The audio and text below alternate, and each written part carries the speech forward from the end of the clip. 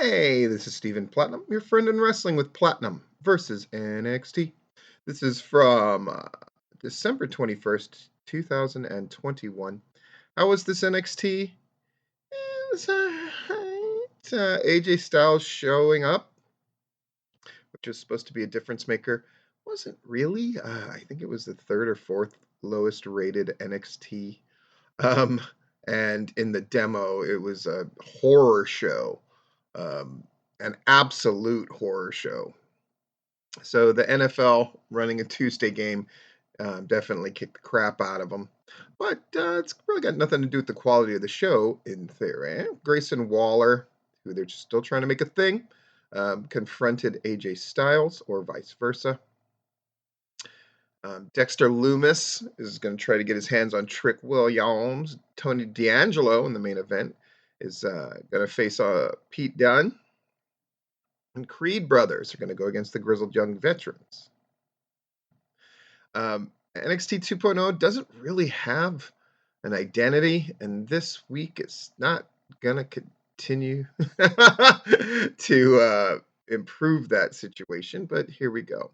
So Tommaso Ciampa opens the show. He sets the date for his rematch with Braun Breaker. It's New Year's Evil. Dun, dun, dun, dun.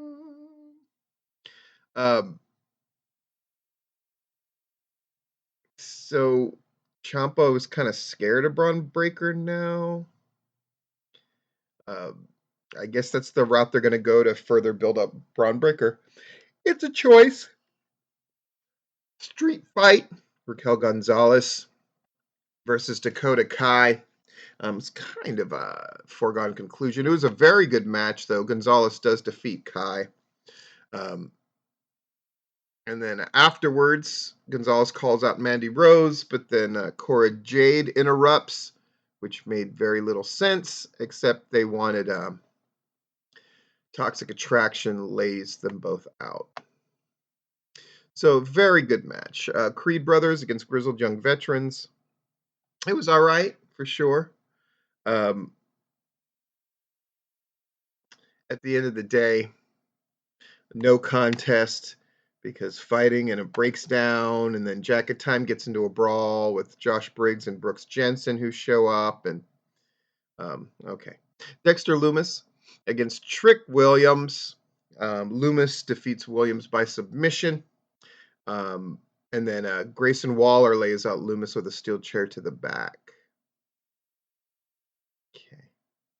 Grayson Waller runs his mouth. AJ Styles shows up. And then Waller backs off. Okay. Von Wagner versus Idris Enofe. Oh, this was terrible. Robert Stone is watching from ringside. It distracts Von Wagner.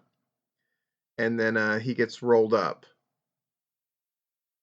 And then he gets up and knocks down Idris. And then shoulder checks Stone. This is garbage. That was garbage. Io Shirai against Elektra Lopez. Again, we're having just a lot. Everything feels the same, even if it's not exactly the same. There's definitely not a kind of a vision for the show. It really appears that it's like one segment at a time, and at times they just do so many things. They have 2 or 3 things going on per segment. Shirai defeats Lopez, which should have been, a kind of a no-brainer for a good match, but it wasn't.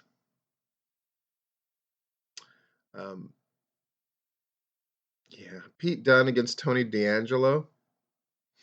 It's a good back and forth match. I gotta say, people are going for this like, oh, he breaks the fingers thing. It's ridiculous because there's never any kind of lasting effect of having your finger broken. I don't. I think it's kind of silly. And shouldn't it be illegal? And if it's not illegal, then why doesn't everybody break people's fingers in that fashion? Or I don't know. In any case, Dunn defeats D'Angelo by pinfall.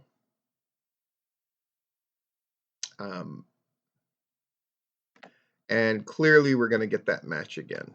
So, this show happened, and it is a fart in the wind.